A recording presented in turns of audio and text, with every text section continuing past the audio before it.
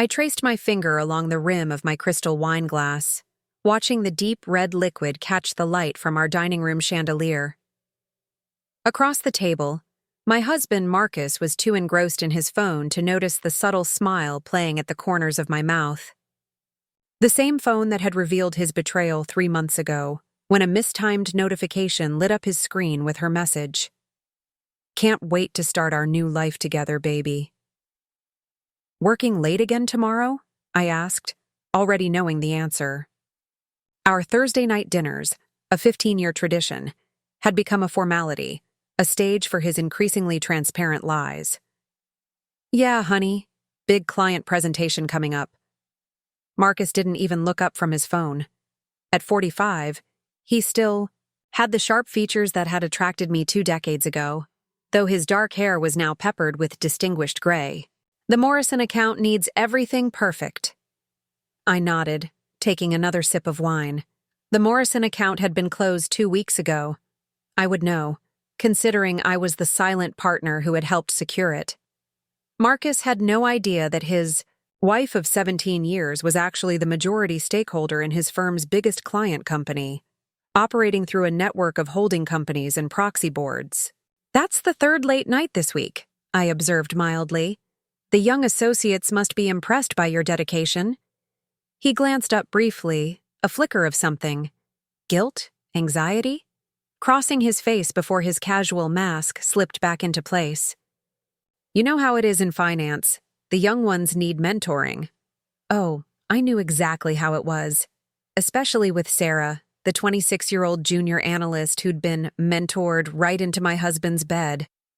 What Marcus didn't know was that Sarah wasn't quite the naive ingenue she pretended to be. But we'd get to that. "Speaking of mentoring," I continued, "how's the new analyst working out?" "Sarah, isn't it?" Marcus's fork paused halfway to his mouth. "Fine. Good. Quick learner." He stuffed the bite of steak, the same cut he'd taught me to cook to his exact preferences years ago, into his mouth, clearly hoping to end this line of conversation. I smiled, remembering the dossier sitting in my home office safe. Sarah Henderson, 26, graduated summa cum laude from Wharton. 3 previous relationships with married executives, each ending with substantial settlements or sudden promotions. A genius at corporate seduction, but not quite clever enough to notice she was being played at her own game. "That's good to hear," I said, standing to clear my plate. "Oh, by the way, I'm thinking of going back to work." That got his attention. "What? Why?" "We talked about this, Claire. You don't need to work. I make more than enough for both of us." The condescension in his voice made my skin crawl, but I maintained my gentle smile. If only he knew about the empire I'd built while playing the role of his supportive housewife. The very empire that was about to crush him. "Just feeling restless, I suppose," I replied, loading the dishwasher with practiced domesticity. "Maybe. I'll take some classes first, brush up on my skills." Marcus laughed, that patronizing chuckle that had become more frequent lately. "Honey, you've been out of the workforce for 15 years. The business world has changed. Why don't you join a book club or something?" I closed the dishwasher with a soft click. Maybe you're right. In my pocket, my real phone, the one Marcus knew nothing about, vibrated with an update from my private investigator. Another set of photos, another late-night rendezvous documented, another piece of evidence for the devastating case I was building. Marcus stood straightening his expensive tie, a birthday gift from me, bought with money from my own companies. "I should prep for tomorrow." He kissed my cheek absently, his cologne mixed with a faint trace of unfamiliar perfume. "Don't wait up." As his footsteps faded upstairs, I pulled out my secret phone. The latest photos showed Marcus and Sarah entering her apartment building, followed by time-stamped images of them looking rather less professionally attired on her balcony. But more interesting were the shots of Sarah's earlier meeting with a known corporate spy, and the confidential documents clearly visible on her coffee table. I poured myself another glass of wine, settling into my favorite armchair to review the surveillance report. Tomorrow would mark exactly 3 months since I'd discovered their affair, and 1 month since I'd set in motion the elaborate trap that would destroy them both. As I scrolled through the evidence, I couldn't help but smile. Sometimes the best revenge isn't served cold. It's served with perfect, devastating precision. Marcus's car pulled out of the driveway, heading not to the office as he claimed, but to what he thought would be another passionate evening with his young mistress. The moment Marcus's car disappeared around the corner, I shed my docile housewife persona like an ill-fitting coat. In my home office, hidden behind a false wall of kitchen renovation magazines and cookbooks, 3 monitors sprang to life with a touch of my fingerprint. Each screen told a different story of Marcus's impending downfall. The first displayed Sarah's comprehensive background check. Her pattern was elegant in its simplicity. Seduce, gather intelligence, sell to competitors. She'd done it at Turner Financial, then Richardson Corp., and now she was playing the same game at Marcus's firm, Blackwood Securities. Only this time, she'd chosen the wrong target. The second monitor showed real-time surveillance of Sarah's apartment. I watched as Marcus pulled into her building's parking garage, completely unaware of the private security team documenting his every move. But tonight's surveillance would capture something far more interesting than their usual tryst. The third screen displayed my true professional empire, Highland Global Investments, a multinational consulting firm I'd built from scratch during my supposed housewife years.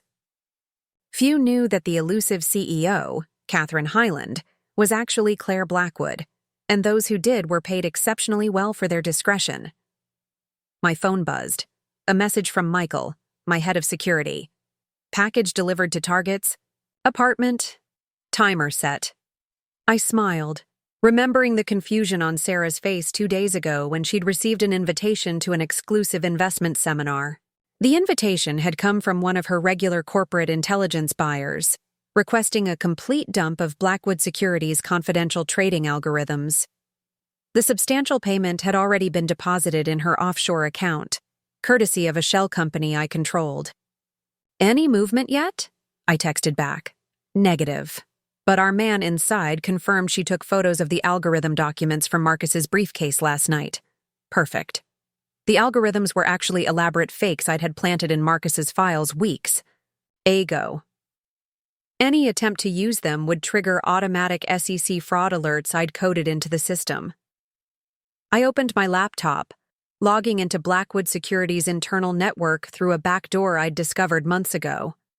Marcus always used the same. Password for everything, our wedding date. The irony wasn't lost on me. A notification popped up. Incoming message from Sarah Henderson to external email, right on schedule. I watched as Sarah, believing she was alone in her apartment with Marcus, attempted to send the stolen algorithms to her buyer. The attached files were automatically flagged by the SEC's monitoring system, just as I'd planned. My private phone rang. Catherine Chen, my most trusted executive at Highland Global. "It's done," she reported. "Our friend at the SEC just confirmed they've received multiple red flags from both Blackwood Securities and Sarah Henderson's private email. They're launching an investigation first thing tomorrow morning." I leaned back in my chair, allowing myself a moment of satisfaction. "And the offshore account?" Traced back to her, just as we arranged. "The money trail leads straight to her previous corporate espionage payoffs, too. We made sure the SEC will find everything." Through the surveillance feed, I watched as Sarah led Marcus to her bedroom. In exactly 17 minutes, her computer would automatically forward all her stored corporate intelligence to both the SEC and Blackwood Securities' board of directors. By morning, both their worlds would implode. But that was just the beginning. Marcus didn't know it yet, but he'd signed over power of attorney to me last week, buried in a stack of what he thought were household insurance renewals. By the time he realized what was happening, I would have already transferred most of his assets to offshore accounts he couldn't touch. "One more thing," Catherine added, her voice carrying a hint of amusement. "That young attorney Marcus hired last month to quietly revise his will? He works for us. I closed my eyes, savoring the moment. In less than 24 hours, Marcus would lose everything. His job, his reputation, his mistress, and most of his fortune. Sarah would face federal charges for corporate espionage, and I would emerge as Catherine Hyland, acquiring Blackwood, securities in a hostile takeover when its stock plummeted from the scandal. My computer chimed with another alert. Right on time, Sarah was accessing the fake algorithms, preparing to make copies. I picked up my wine glass, settling in to watch the show. The trap was set, the players were in position, and the curtain was about to rise on the first act of their destruction. The morning headline on the Financial Times read, SEC launches investigation into Blackwood securities. I folded the newspaper carefully, placing it on Marcus's side of the breakfast table where he couldn't miss it. His coffee was prepared, exactly as he liked it, black, 2 sugars, and would be stone cold by the time he finally came down. I heard him before I saw him, his heavy footsteps on the stairs carrying none of their usual confidence. He'd crawled in at 3 a.m. reeking of whiskey and desperation. What had transpired in Sarah's apartment after the algorithm transfer had clearly left him shaken. "Morning, honey," I called out, keeping my voice deliberately bright. "Rough night at the office?" Marcus stumbled into the kitchen, his designer suit wrinkled and his complexion ashen. His eyes fell immediately on the newspaper headline, and I watched as the remaining color drained from his face. This can't be happening," he muttered, snatching up the paper with trembling hands. "It's impossible." My phone buzzed silently in my pocket. A message from Catherine. SEC team just arrived at Blackwood. Board members assembling for emergency meeting. "Is everything all right?" I asked, mastering the perfect blend of wifely concern and ignorance. "You look terrible, Marcus. Maybe you should stay home today." He was already fumbling with his phone, probably trying to reach Sarah. But Sarah, according to my surveillance team, was currently being escorted from her apartment by SEC agents, her computers and phones confiscated as evidence. "I have to go," he said abruptly, leaving his untouched coffee behind. "Don't wait up tonight." "But what about breakfast? I made your favorite." The front door slammed, cutting off my deliberately pathetic plea. Through the kitchen window, I watched him sprint to his car, his usual composed demeanor completely shattered. He didn't notice the unmarked SEC vehicle that pulled out behind him, nor the news van already stationed at the end of our street. My work phone lit up with a series of rapid-fire updates from my team. SEC accessing Henderson's email servers. Trading floor locked down at Blackwood. Board members requesting emergency meeting with Highland Global representatives. I smiled, remembering the carefully orchestrated sequence of events I'd set in motion. By now, Sarah's automated email system would have distributed her entire collection of corporate intelligence to both the SEC and Blackwood's board. The fake algorithms would have triggered multiple fraud alerts. And most beautifully, the money trail from her offshore account would lead investigators straight to similar payments from her previous corporate espionage ventures. My personal phone rang, Marcus calling from his car. I let it go to voicemail, imagining his panic as he tried to reach the one person he thought he could still count on. The dutiful wife, the supportive partner, the perfect fool. Catherine's next update made me laugh out loud. Sarah Henderson attempting to withdraw funds from Cayman account. Transfer blocked. I pulled up the surveillance feed from Blackwood Securities lobby on my tablet. Marcus had just arrived, walking straight into a wall of FBI agents and SEC investigators, the look of confusion on his face as they asked him to surrender his phones and laptop was priceless. Upstairs in the executive suite, according to my sources, the board was reviewing Sarah's emails. Emails that documented not only her corporate espionage, but also contained some rather explicit exchanges with Marcus about their plans to start a new life together, after he'd cleaned out his accounts and left his boring housewife. I opened my laptop, logging into my Highland Global CEO account. Time to prepare for the emergency board meeting they would inevitably request. But first, I had another task to complete. Initiate Protocol Omega, I texted to my legal team. Within minutes, the machinery of Marcus's destruction would shift into high gear. The power of attorney documents would be activated. His accounts would be frozen. And Blackwood Securities would discover that their largest institutional investor, Highland Global, was calling in its markers. The doorbell rang. Right on schedule. A courier with divorce papers, carefully backdated to appear as though I'd been planning this for months. After all, what loving wife wouldn't file for divorce after discovering her husband's infidelity? Little did Marcus know, his day was about to get much, much worse. By noon, Blackwood Securities had transformed into a circus. Through my privileged access to the building's security feeds, I watched the drama unfold from my home office. SEC agents swarmed the trading floor, computer forensics teams commandeered, the IT department, and shell-shocked employees huddled in corners, whispering about the morning's events. Marcus was trapped in the boardroom, his typically commanding presence diminished by the 2 FBI agents flanking the doors. On my center monitor, I could see him gesturing frantically, probably trying to explain away the damning evidence accumulating by the minute. The board members' faces were masks of stone, their expressions hardening with each new revelation. Update.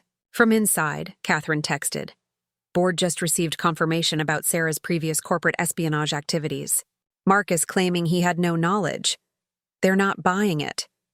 I switched feeds to Sarah's interrogation room down the hall. She'd already cracked, offering to testify against Marcus in exchange for leniency. Smart girl. Though not smart enough to realize she was still playing into my hands. Her detailed account of how Marcus had helped her access confidential files would be particularly useful in the criminal proceedings to come. My secure phone lit up with a message from Michael. Phase 2 ready, awaiting your signal. Phase 2 was perhaps the most elegant part of my plan.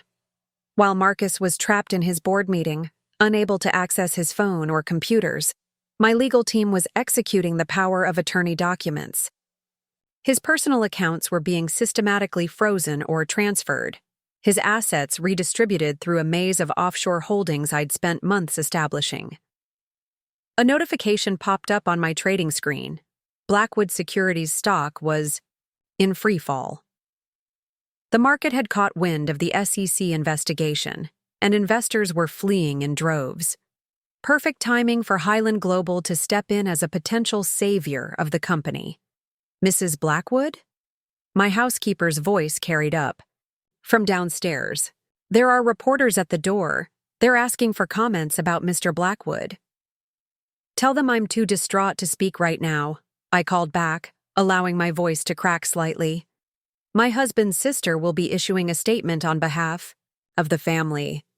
His sister Jennifer, of course, had no idea she would be doing any such thing, but by the time she discovered the press camping on her doorstep, the carefully crafted statement I'd prepared would already be circulating through the media, a heart-wrenching tale of a family's shock and disappointment, with just enough hints about Marcus's personal indiscretions to keep the vultures circling.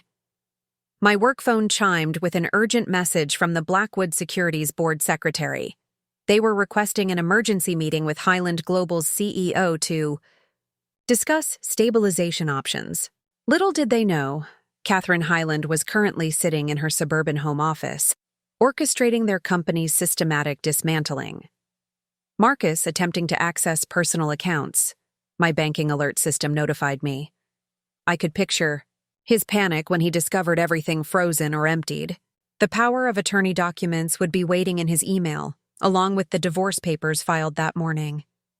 A new video feed popped up on my screen, Sarah being escorted from the building in handcuffs, her mascara streaked with tears. The cameras were already rolling, eager to capture the fall of the young analyst at the center of the scandal. I almost felt sorry for her. Almost. Board meeting ending, Catherine reported. Marcus placed on immediate administrative leave. SEC expanding investigation to include potential insider trading charges. I stood, smoothing my skirt and checking my reflection. Time to prepare for my next performance, the devastated wife. Discovering her husband's face plastered across the evening news. But first, one last command to my team. Execute Phase 2, I texted Michael. Within minutes, Marcus's world would implode completely. Every credit card declined. Every account frozen. Every escape route blocked. By sunset, he would discover that even his beloved Porsche had been repossessed. Legally, of course, since it had been purchased with funds I could now prove were obtained through fraudulent means. The campaign to systematically destroy Marcus Blackwood was proceeding exactly as planned. And we were only just getting started. The late afternoon sun cast long shadows across my living room as I prepared for Marcus's inevitable return. I'd changed into a simple black dress, appropriate attire for a wife whose world was supposedly crumbling. The divorce papers lay, strategically placed on the coffee table, beside a half-empty bottle of wine and a crumpled tissue. Target approaching, Michael's voice crackled through my earpiece. He's 2 minutes out, and he's not alone. My security feed showed Marcus's car swerving into our driveway, his younger brother David in the passenger seat. So predictable, David had always been his first call in a crisis, the faithful sibling who helped clean up his messes. "Claire!" Marcus's voice boomed through the house as he burst through the front door. "What the hell is this?"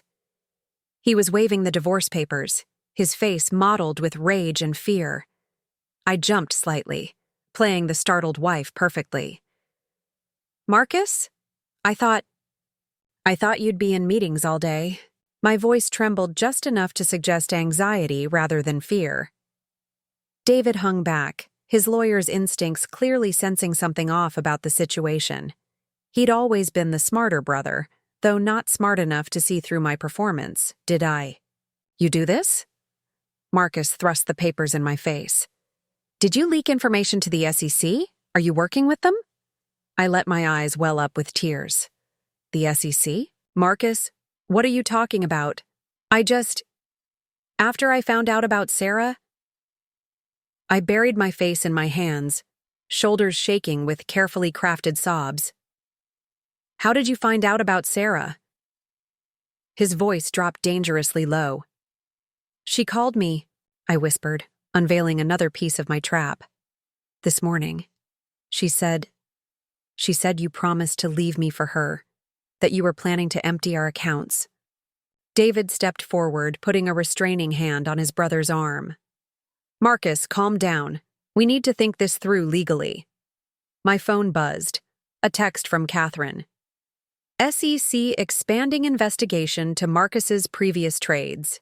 Board reviewing all his client accounts." "I tried to access our accounts," Marcus said, running his hands through his disheveled hair. "Everything's frozen, even my personal accounts. Did you do that?" I widened my eyes in false confusion. "What? No, I just filed the divorce papers after Sarah called." "Marcus, what's happening? Why are federal agents calling our house?" Right on cue, my landline rang. The caller ID displayed FBI Financial Crimes Division, courtesy of my tech team's spoofing capabilities. Marcus lunged for the phone, but David intercepted it. "Don't. You need to call your lawyer first." "My lawyer isn't answering," Marcus shouted, his composed exterior finally cracking completely. "Nobody's answering. The board has suspended me, Sarah's been arrested, and my own wife is divorcing me."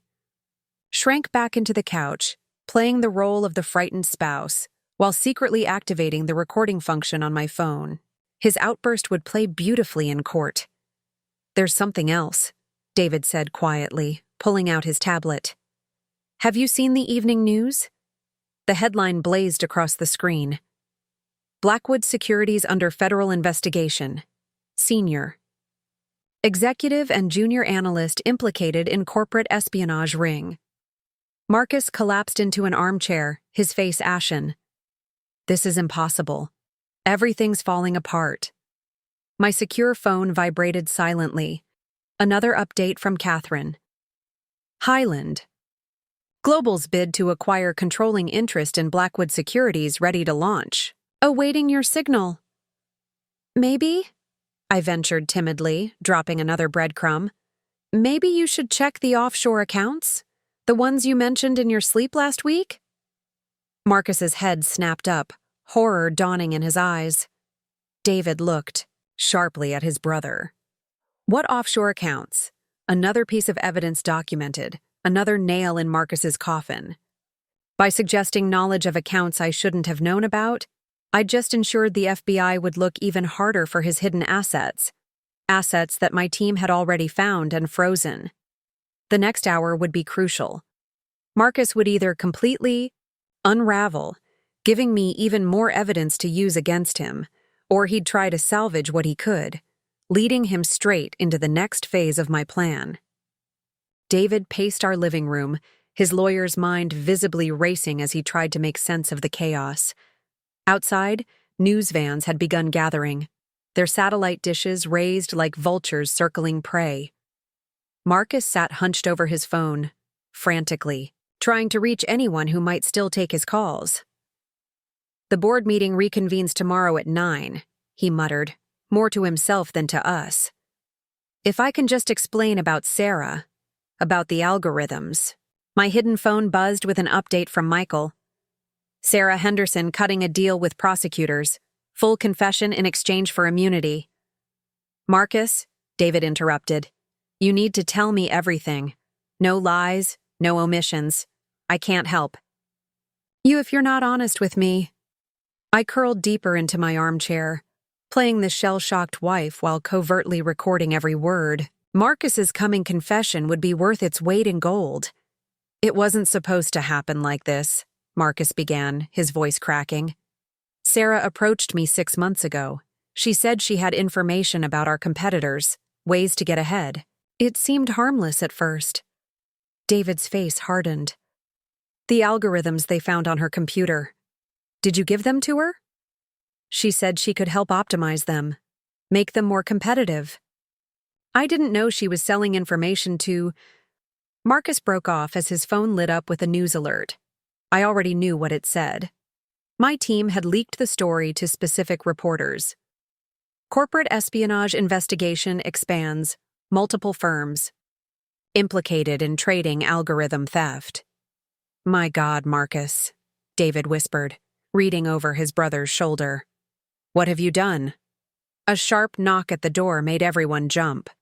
Through my hidden surveillance feed, I could see 2 FBI agents, standing on our doorstep, warrant in hand. Right on schedule. Mr. Blackwood? A firm voice called out. Federal agents, we have a warrant to search the premises. Marcus bolted toward the back door, but David grabbed his arm. Don't. Running will only make it worse. I stood shakily, playing my part. I'll let them in. The next 30 minutes were a symphony of controlled chaos. Agents swept through our house, confiscating laptops, phones, and documents. My own hidden equipment was safe behind the false wall in my office, and any incriminating evidence they found would only point to Marcus's guilt. Mrs. Blackwood, one agent addressed me. We'll need you to come in tomorrow for a formal statement. I nodded tearfully. Of course. Anything to help. I can't believe this is happening. My secret phone vibrated. Highland Global's acquisition bid leaked to financial press. Stock trading suspended. Marcus's phone rang. His first successful incoming call in hours. He grabbed it desperately, but his face fell as he listened. Even across the room, I could hear the board chairman's voice. The damage is too severe. The board has voted for immediate termination. Security will escort you out if you attempt to enter the building. No! Wait! Marcus shouted into the phone. You don't understand. I can explain everything. But the line was already dead. David pulled his brother aside, speaking in urgent whispers. I activated my hidden recording device, capturing every word. You need to transfer any liquid assets now. Once the indictment comes down... I've tried, Marcus hissed back. Everything's frozen. Even accounts Claire shouldn't have known about. My... Work phone buzzed with an update from Catherine. Sarah Henderson's immunity deal approved. Her sworn statement implicates Marcus in everything. Press conference scheduled for tomorrow morning. Mrs. Blackwood, an FBI agent, called out. Whose office is this? He was standing at my locked home office door. Oh, that's just my little hobby room, I replied, hands trembling as I retrieved the key. I do some online courses, book club meetings. Inside, everything incriminating was securely hidden. What they would find instead was carefully planted evidence of Marcus's activities, records of suspicious transfers, emails he thought he'd deleted, and a hidden folder of his correspondence with Sarah. As the agents bagged more evidence, I watched Marcus's face. The dawning realization that his world was crumbling beyond repair. But he hadn't even begun to understand the true scope of his destruction. Tomorrow, when Highland Global's CEO Catherine Highland made her public move to acquire Blackwood Securities, his nightmare would truly begin. Dawn broke over the city skyline as I prepared for the most crucial performance of my plan. I'd chosen my outfit carefully, a conservative navy suit that would transition perfectly from my role as Marcus's distraught wife to my emergence as Catherine Highland, CEO of Highland Global. The morning news played in the background, dominated by coverage of the Blackwood Securities scandal. Sarah Henderson's immunity deal had leaked overnight, sending shockwaves through the financial community. Her press conference was scheduled for 10 a.m., perfectly timed to coincide with my own revelations. Marcus finally fell asleep. David reported, emerging from the guest room where his brother had spent the night alternating between rage and despair. The doctor gave him something to help him rest. I nodded sympathetically while checking my hidden phone. Catherine's message confirmed everything was in place. Highland Global Board assembled. Acquisition announcement ready. Media alerted. Claire, David said hesitantly, there's something odd about all this. The timing, the frozen accounts, the way everything fell apart so perfectly. I widened my eyes, the picture of innocent confusion. What do you mean? Before he could respond, my house phone rang. The caller ID showed, Good Morning America. I let it go to voicemail, maintaining my facade of the overwhelmed spouse. Mrs. Blackwood needs her privacy. My security team, officially hired by David last night for my protection, informed the growing media crowd outside our gate. My work phone lit up with urgent messages from Catherine. Sarah Henderson arrived at FBI headquarters. Blackwood Securities stock in freefall after trading resumed. Highland Global acquisition team in position. I checked my appearance one last time. In exactly 3 hours, I would walk into Highland Global's headquarters through a private entrance, change into the designer suit waiting in my real office, and emerge as Catherine Highland to announce the acquisition of Blackwood Securities, the FIFE. FBI agents are back, David called from the window. They're asking for Marcus. I pressed a hidden button under my desk, activating the recording systems throughout the house. Every word of Marcus's coming meltdown would be documented. Marcus! David shouted up the stairs. FBI's here! Marcus stumbled down, still groggy, from the sedatives. He looked nothing like the polished executive who'd dismissed my career aspirations for years. His designer shirt was wrinkled, his hair unkempt, his eyes wild with panic. Mr. Blackwood, the lead agent began, we have additional questions about your involvement with Ms. Henderson's corporate espionage activities. My secure phone vibrated. Sarah's press conference starting early. Turn on CNBC. I fumbled with the remote, playing the anxious wife desperate for information.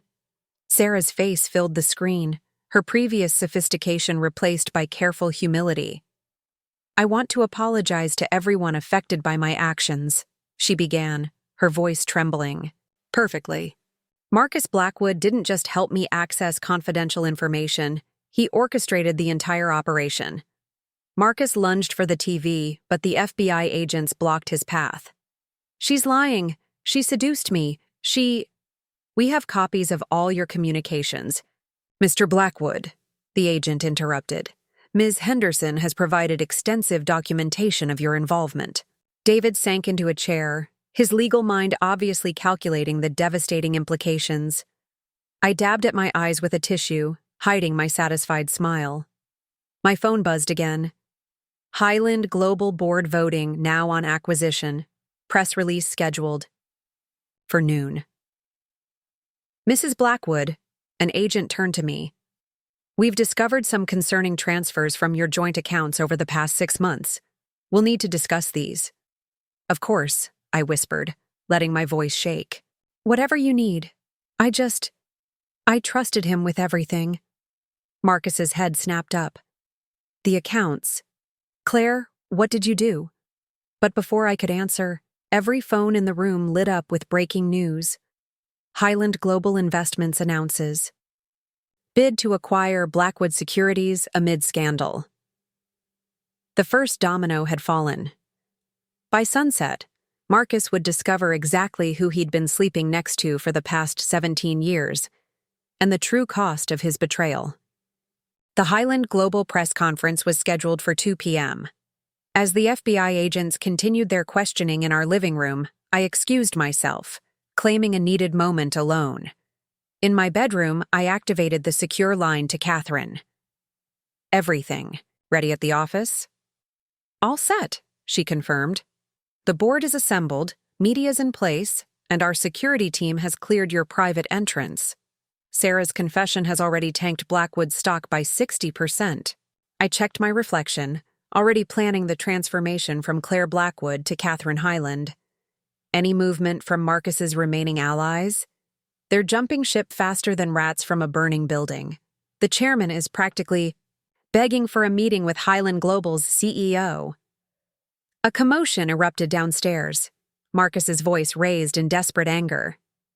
Through my hidden surveillance system, I watched him frantically trying to convince the FBI agents of his innocence.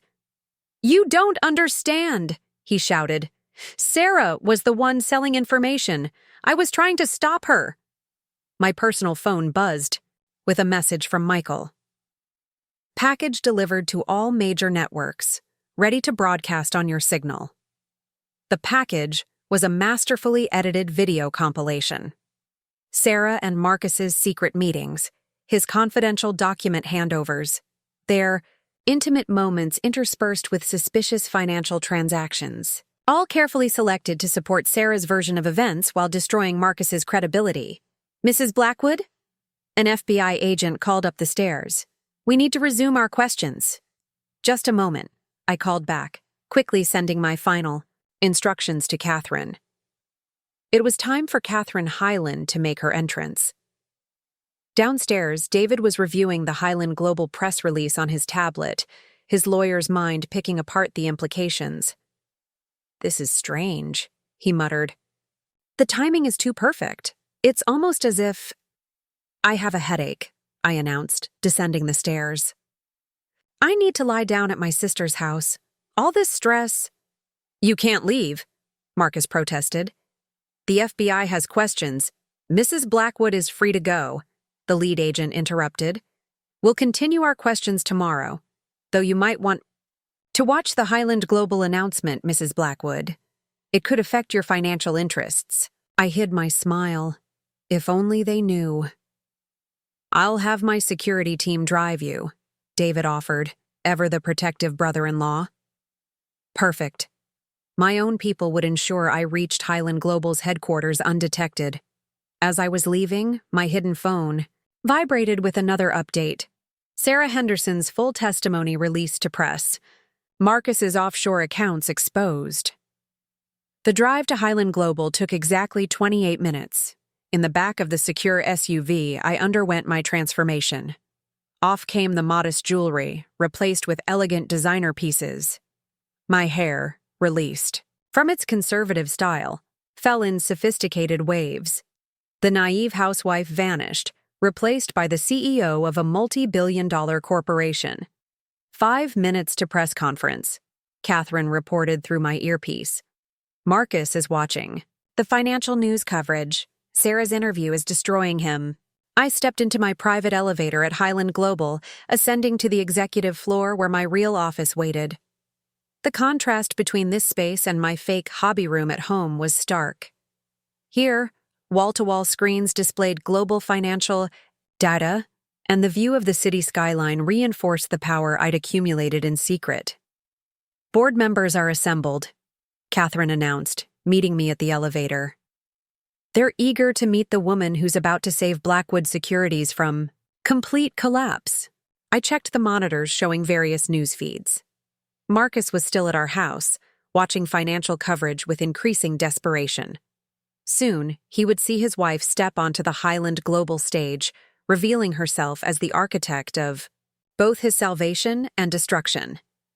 "It's time," I told Catherine, straightening my designer jacket. "Alert the press. Catherine Highland is ready to make her announcement." The cameras were rolling as I stepped into the boardroom, my heels clicking against marble floors. The moment had finally arrived to show Marcus exactly who he'd underestimated all these years. The Highland Global boardroom fell silent as I took my position at the head of the table. Television cameras tracked my every move, broadcasting live across all major financial networks.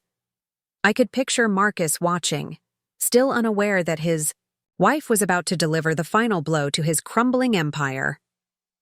"Good afternoon," I began, my voice carrying the quiet authority I'd hidden for so many years. "I'm Catherine Highland, CEO of Highland Global Investments. Today, we're announcing our intention to acquire controlling interest in Blackwood Securities." Through my earpiece, Catherine whispered, "Marcus just sat up straight. He's staring at the TV like he's seen a ghost," I continued, each word carefully chosen for maximum impact. "In light of recent events, Highland Global is prepared to stabilize Blackwood Securities through an immediate cash injection and complete restructuring of senior management." The reporter's questions erupted like machine gun fire. "Ms. Highland, what about the SEC investigation? Will current management be retained? How long have you been planning this acquisition?" I raised my hand, silencing the room. "Highland Global has been monitoring Blackwood Securities for some time. We've conducted extensive due diligence and are fully aware of the current situation." My hidden phone buzzed. "FBI agents at your house are watching the broadcast. Marcus tried to leave, but they detained him. Our first priority," I continued, "will be protecting Blackwood's legitimate clients and employees from the fallout of certain executives' actions. We've already been in contact with regulatory authorities and have their full cooperation." The next message from Catherine made me smile internally. "David just figured it out. He's showing Marcus your Highland Global corporate biography on his tablet." I could imagine Marcus's face as he read my actual resume. Harvard MBA, founder of Highland Global, listed among Forbes' most powerful women in finance. Everything I'd supposedly been too naive to understand. A reporter raised her hand. "Ms. Highland, there are rumors that Sarah Henderson approached Highland Global before her confession. Can you comment?" "Highland Global believes in corporate transparency," I replied smoothly. "When Ms. Henderson provided evidence of systematic fraud at Blackwood Securities, we had an obligation to alert proper authorities." The boardroom doors burst open as planned. The Highland Global security team escorted Sarah Henderson in, her perfect timing another piece of my orchestrated drama. "Ms. Henderson has agreed to join Highland Global's compliance team," I announced, watching Sarah take her seat beside me. "Her insights will be invaluable in restructuring Blackwood Securities." Catherine's update made me smile. Marcus just threw his phone across the room. David's trying to calm him down. "And now," I continued, "I'd like to address something personal." The room leaned forward collectively, sensing a bombshell. For those who haven't connected the dots, I'm also known by another name, Claire Blackwood, wife of Blackwood Securities' former VP of Operations. The explosion of camera flashes nearly blinded me. Reporters' questions overlapped in a chaotic chorus. "How long have you been planning this? Did your husband know? Was this revenge for his affair?" I held up my hand again, commanding silence. This isn't about personal vendettas. This is about corporate responsibility and consequences. Highland Global is committed to ethical business practices, something Blackwood Securities leadership clearly abandoned. My security team's message flashed on my phone. Marcus attempting to drive to Highland Global. FBI following. Perfect. Let him come. The press would love to capture that confrontation. In closing, I addressed the cameras directly, knowing Marcus would be watching. Highland Global believes in second chances. Unfortunately, some behaviors preclude second chances. Actions, as they say, have consequences. The room erupted in questions again, but I was already standing gathering my papers with practiced grace. Let them speculate. The real show would begin when Marcus arrived to confront the wife he'd underestimated for 17 years. Through my earpiece, Catherine confirmed. Phase 3 ready. Security in position. All exits covered. I smiled at the cameras one last time before stepping away from the podium. Marcus was about to learn that hell hath no fury like a CEO scorned. The Highland Global Executive Suite offered a perfect view of Marcus's arrival. He burst through the lobby doors, David trailing behind him trying to prevent what was surely about to become another media spectacle. Security cameras tracked their progress through the building, Marcus growing more disheveled with each failed attempt to bypass security. He's demanding to see his wife, Catherine reported, watching the lobby feed. The press is eating this up. Indeed, cameras were rolling as Marcus created a scene in the lobby, his legendary composure completely shattered. I watched from my private office as he shouted at security, demanding access to the executive floor. Should we stop him? Michael asked through my earpiece. No, I replied, settling behind my desk. Let him come. But first, make him wait. The waiting would drive him crazy. Marcus had never been patient. Through the security feeds, I watched him pace the lobby like a caged animal while my security team deliberately delayed his access, checking and rechecking credentials. Sarah Henderson's new office is ready, Catherine informed me. Corner suite, exactly where Marcus can see it when he finally gets up here.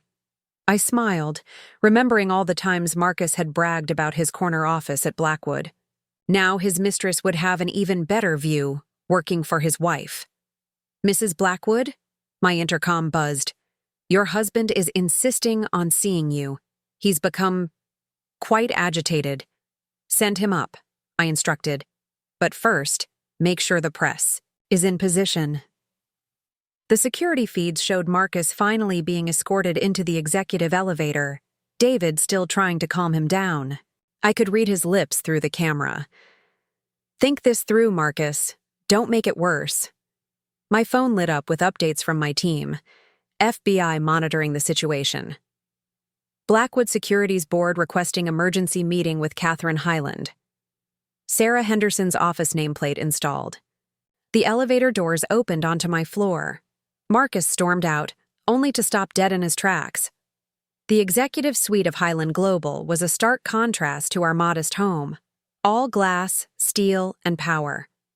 His eyes darted from the wall of financial screens to the commanding view of the city, finally landing on Sarah's name outside her new corner office.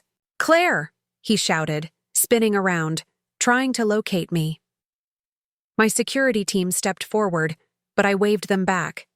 Through the glass walls of my office, I watched Marcus's face as he finally saw me, not as his submissive wife, but as Catherine. Highland, CEO.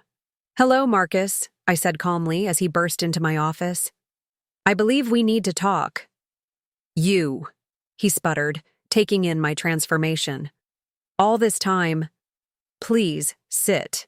I gestured to the chair across from my desk. We wouldn't want to give the press any more dramatic footage, would we? Through my floor-to-ceiling windows, news helicopters hovered, capturing every moment of our confrontation. You planned this, he accused, his voice shaking. You orchestrated everything. Sarah? Sarah played her part perfectly, I agreed, though I doubt she realized she was working for me when she decided to seduce you. A happy coincidence that worked out quite well. David stood in the doorway, his legal mind clearly reassessing every interaction he'd ever had with his sister-in-law. "The dinner parties," he said slowly. "All those times you asked Marcus to explain his work." "Research," I confirmed. "Know your enemy, isn't that right, Marcus? Isn't that what you always told your junior analysts?" Marcus slumped in the chair, decades of arrogance draining from his face. "Why? Why go through all this?" I leaned forward, dropping my voice. "Because you made the cardinal mistake of underestimating me. Every dismissive comment, every condescending explanation, every time you treated me like a trophy wife too simple to understand your world, you were handing me weapons." My phone buzzed. Blackwood Securities stock trading suspended again. "Board announcing emergency restructuring. Your office has been packed up," I informed Marcus. "Security will escort you out. The FBI has some additional questions about those offshore accounts you mentioned in your sleep." "You can't do this," he whispered, but the fight had left his voice. "I already have," I replied, standing to signal the end of our meeting. "Oh, and Marcus? Consider this my divorce settlement." The headlines scrolled across every financial news network. Highland Global CEO reveals double life. Blackwood Securities collapse, a wife's revenge. Corporate takeover turns personal. But the real drama was unfolding behind closed doors. "Marcus, Blackwood has been taken into FBI custody," Catherine reported, entering my office with a fresh stack of documents. "They're particularly interested in some transactions he made last night while trying to access those offshore accounts." I watched through my security feeds as federal agents led Marcus from the building. The proud man who'd once commanded boardrooms now walked with slumped shoulders, his designer suit wrinkled, his reputation in tatters. "His lawyer quit," David announced, still lingering in my office doorway. "Along with most of his friends, nobody wants to be associated with this scandal." He paused, studying me with new eyes.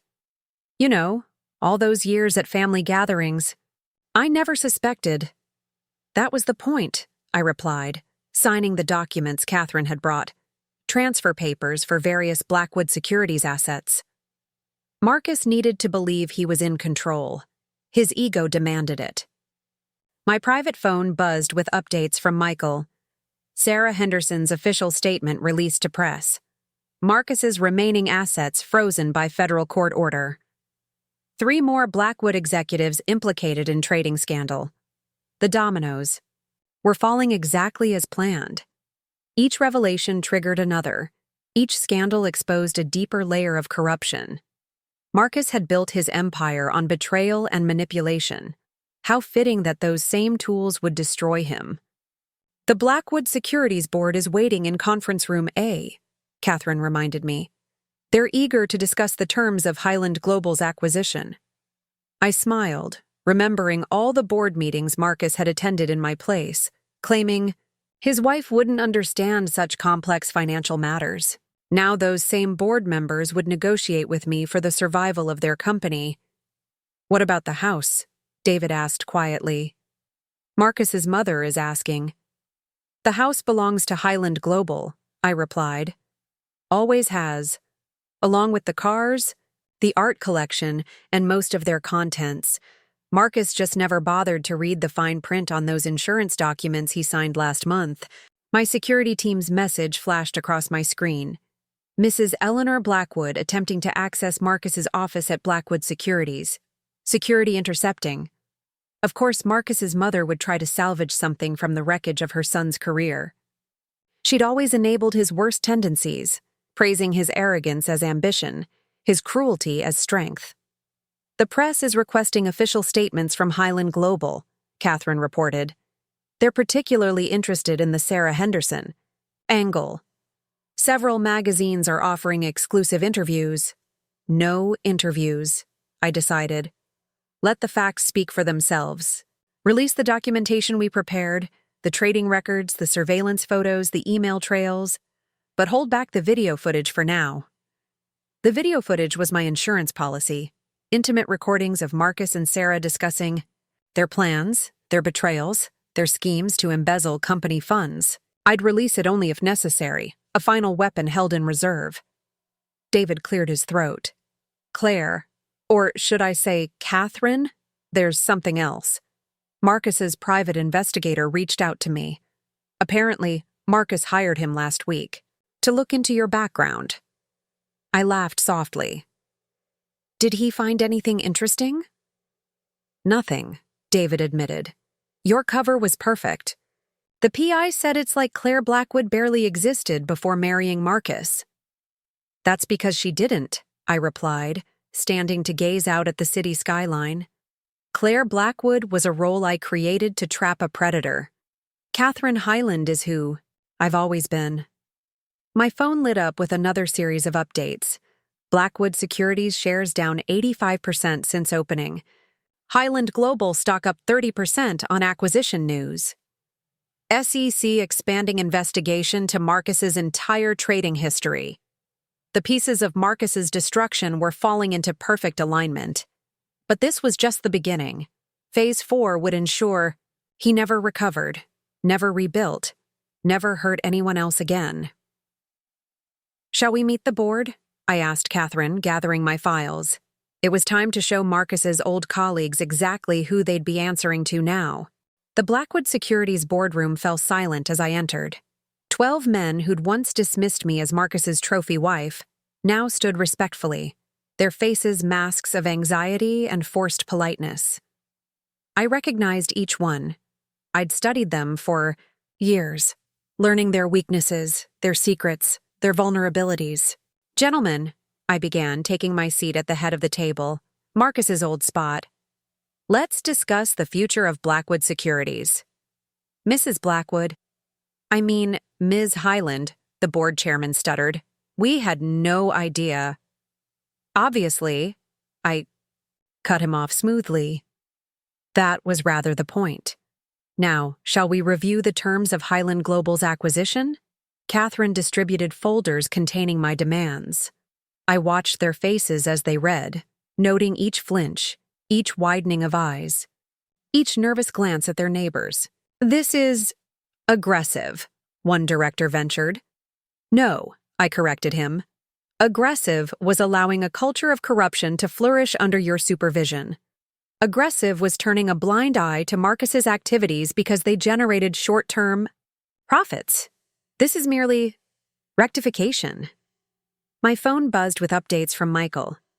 Marcus in federal custody. Denied bail. 3 more board members implicated in Sarah's testimony. FBI expanding investigation to offshore subsidiaries.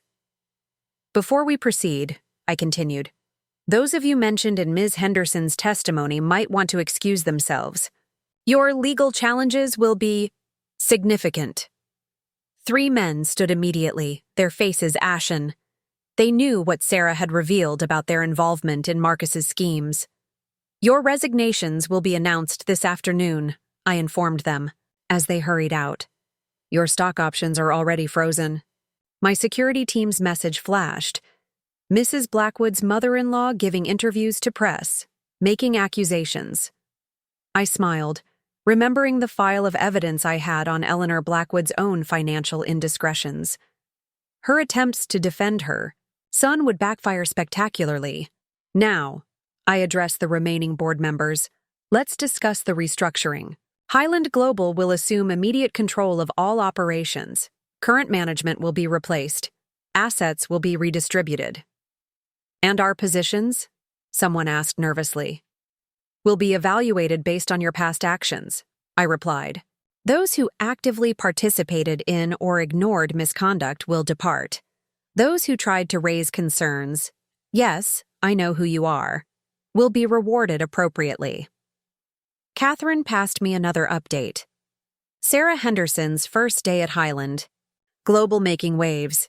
3 more Blackwood executives implicated. One more thing, I added, pulling up a document on the boardroom's main screen. This is a record of every decision this board made over the past 5 years. Every overlooked warning, every rubber-stamped approval, every buried complaint. The SEC will receive copies this afternoon. The room erupted in panicked whispers. These men had believed their complicity in Marcus's schemes was safely hidden. They never imagined his wife was documenting everything. "Mrs. Henderson's office is ready," Catherine whispered in my ear. Perfect timing. Through the glass walls, we could see Sarah being escorted to her new corner office, the same one where she'd first seduced Marcus. The symbolism wasn't lost on the board members.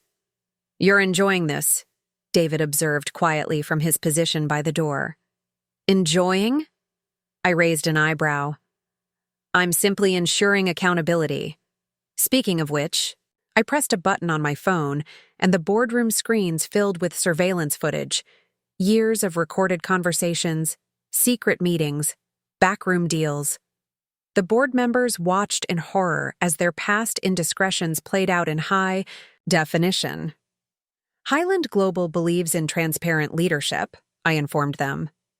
"Consider this your introduction to our corporate culture." My phone lit up with another message.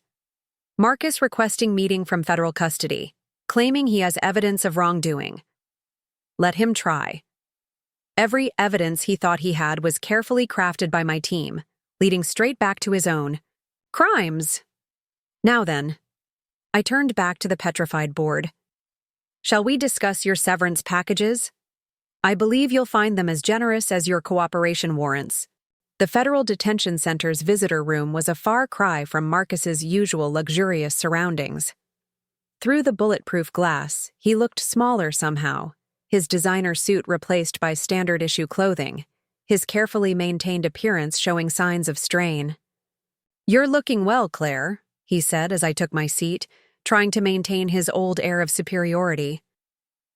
"Or should I call you Catherine now?" "You can call me Ms. Highland," I replied coolly. "Your lawyer said you have information to share, Marcus?" Leaned forward, lowering his voice conspiratorially. "I know things, Claire. Things that could hurt you. Highland Global isn't as clean as you pretend." I allowed myself a small smile. "You mean the Jakarta merger? The Swiss accounts? The Russian investments?" I watched his face fall with each revelation. "Did you really think I wouldn't anticipate this?" My phone buzzed silently, Catherine updating me on the latest developments. Sarah Henderson's testimony. Expanding. 3 more executives arrested. Eleanor Blackwood's press conference backfired. Media uncovered her involvement. Blackwood Securities Board officially dissolved. "Everything you think you know," I informed Marcus, "was carefully crafted for you to find. Every secret document, every hidden transaction, every piece of evidence, I planted them all." "That's impossible," he whispered, but doubt crept into his voice. "Remember last month when you thought you discovered Highland Global's confidential files? Those middle-of-the-night research sessions you didn't think I knew about?" I watched realization dawn in his eyes. "I gave you exactly what I wanted you to find." My security team's message flashed. Marcus's last ally at Blackwood Securities attempting to access sealed files. Cyber team intercepting. "Your mother's press conference was interesting," I continued casually. "Though she might want to explain those unusual transfers from your company accounts to her personal foundation." Marcus's face paled. "You wouldn't?" "The IICC is already investigating. It seems Sarah was quite thorough in her documentation." I stood, smoothing my designer skirt. "Oh, and those offshore accounts you tried to access? They're being seized as we speak." "Wait," Marcus called as I turned to leave. "What do you want? There must be something." I paused, looking back at the desperate man who'd once lorded his power over me. "I already have everything, Marcus. Your company, your reputation, your freedom, they're all mine. Just like they always were." My phone lit up with another update from Catherine. Final. Phase initiated. Media receiving anonymous tips about Marcus's previous ventures. FBI expanding investigation to his entire career. Highland Global stock up another 40% since acquisition announcement. "Your new lawyer should be here soon," I informed him. "Though I should warn you, his firm does occasional work for Highland Global. Such a small world in corporate law, isn't it?" Marcus slumped in his chair, finally understanding the extent of his destruction. Every move he'd made, every defense he'd planned, every secret he'd thought he could use, I'd orchestrated all of it. "One last thing," I added, pulling out a thick envelope. "The divorce papers need your signature.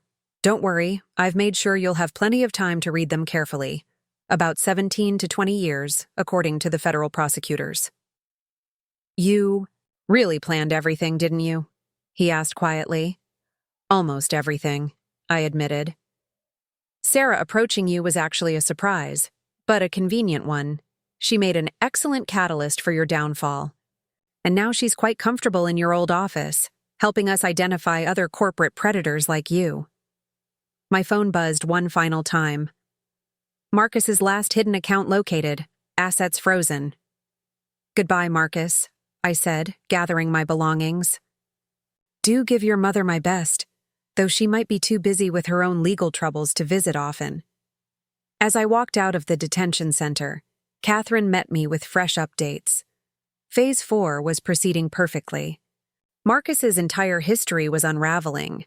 Every questionable deal, every manipulated client, every betrayed partner exposed to public scrutiny. The man who'd thought me too naive to understand his world was learning too late that he'd never really understood mine, and his education was only beginning.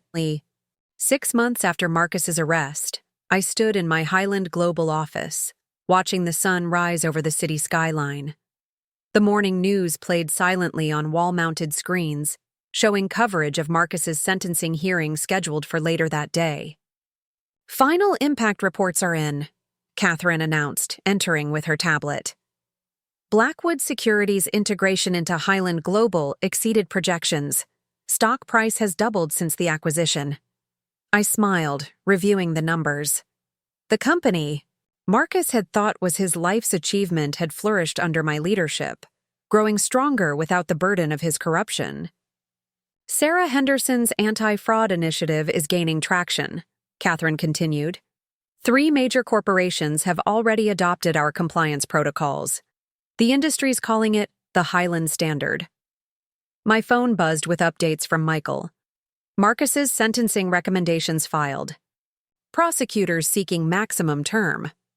Eleanor Blackwood's foundation under federal investigation. David Blackwood requesting meeting, says he has information about remaining conspirators. David had proven surprisingly useful in the aftermath, choosing to align himself with Highland Global rather than go down with his brother. His legal expertise had helped us uncover several more layers of corruption in Marcus's old network. "The house has been completely renovated," Catherine reported. "The women's shelter is ready to open next month. They're suggesting naming it the Highland House for New Beginnings."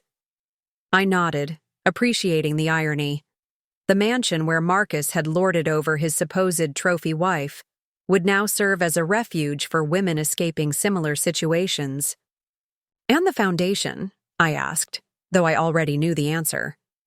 The Highland Global Foundation for Women in Business has approved its first round of grants, 50 full scholarships for women returning to the workforce. Through my office windows, I could see Sarah heading to her morning meetings. She'd proven invaluable in our corporate cleanup efforts. Her intimate knowledge of executive misconduct helping us identify and eliminate similar predators throughout the industry. My secure phone lit up with a message from the federal prosecutors. Mr. Blackwood requesting last-minute meeting before sentencing. Claims to have new information. "Let him stew," I instructed Catherine. "Any information he has was planted by us months ago." The morning's financial headlines scrolled across my screens. Highland Global revolutionizes corporate compliance. Catherine Highland, named Financial Times CEO of the Year. Former Blackwood Securities executives face additional charges. Marcus's old client list? I inquired, turning back to Catherine. Nearly all transferred to Highland Global. Those who left were ones we'd flagged for suspicious activities anyway. The SEC is investigating them separately. My phone buzzed with another update. Eleanor Blackwood spotted entering FBI offices, accepting plea deal. I allowed myself a moment. of satisfaction. Marcus's mother, who'd spent years treating me like an accessory to her son's success, was facing her own legal reckoning for decades of financial misconduct. The board would like to discuss expansion plans, Catherine reminded me. The European acquisition opportunities you identified are looking promising. I gathered my materials for the meeting, pausing to straighten the new artwork in my office.